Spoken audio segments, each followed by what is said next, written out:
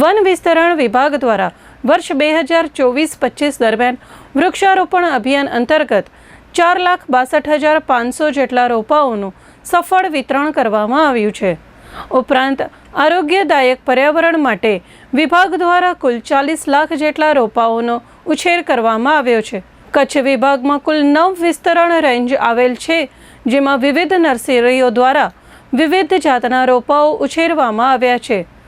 One વિભાગ દ્વારા મળેલી માહિતી મુજબ અત્યાર સુધીમાં કુલ 3,80,000 રોપાઓનું વાવેતર વિવિધ વિસ્તારોમાં હાથ ધરવામાં આવ્યું છે, જે દર વર્ષે વૃક્ષ આવરણ વધારવા માટે મહત્વપૂર્ણ પગલું છે। સામાજિક વનીકરણ વિભાગના અધિકારી શ્રી વાઘેલાએ વધુ માહિતી આપતા જણાવ્યું કે આ કાર્યક્રમનો હેતુ લોકોને વૃક્ષારોપણ માટે પ્રોત્સાહિત કરવો અને પર્યાવરણ પ્રત્યેની જવાબદારી નિભાવવા માટે પ્રેરણા આપવી છે। આવતા દિવસોમાં પણ વધુ વ્યાપક સ્તરે વૃક્ષારોપણ અને જાળવણીની કામગીરી હાથ ધરવામાં આવશે, જેથી કચ્છનો પાયો વધુ હરિયાળો છાંયો બને।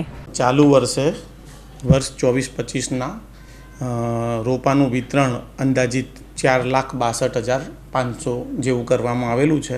કુલ રોપા 40 લાખ ઉછેરવામાં આવેલા છે। કચ્છ વિસ્તરણ વન વિભાગના 10 તાલુકાની જુદી જુદી સામાજિક વનીકરણની નર્સરીમાં, અને રોપાનું વાવેતર કુલ વાવેતર 3,80,900 જેટલું કરવામાં આવેલું છે। કચ્છ વિસ્તરણ વન વિભાગ હેઠળ 9 રેન્જો આવેલી છે।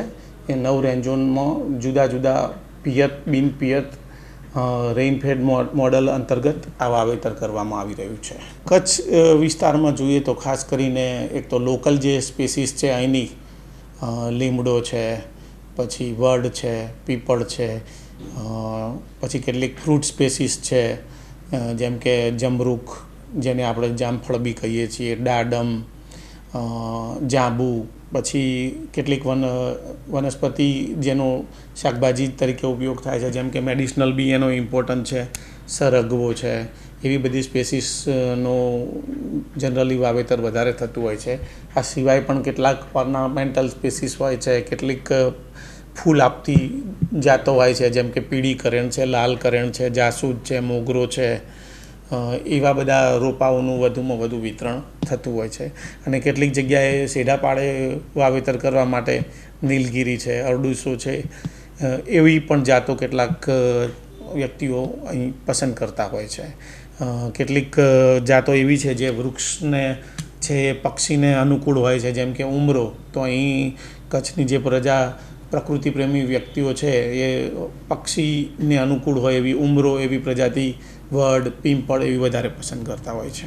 ટોટલ મેં આપને જણાવ્યું એમ રોપા વિતરણનો અમારો ટાર્ગેટ 40 લાખ રોપા વિતરણ કરવાનો ટાર્ગેટ છે, જેમાં જુદી જુદી શાળાઓ વિદ્યાર્થીઓ જોડે પ્લાન્ટેશન કરાવવાનું, એમને દત્તક રોપા આપવાના, એમની સ્કૂલમાં એ વાવેતર કરે, અને એક પ્રકૃતિ જોડે તાદાત્મ્ય સદાય એવા પ્રયત્નો થતા હોય છે।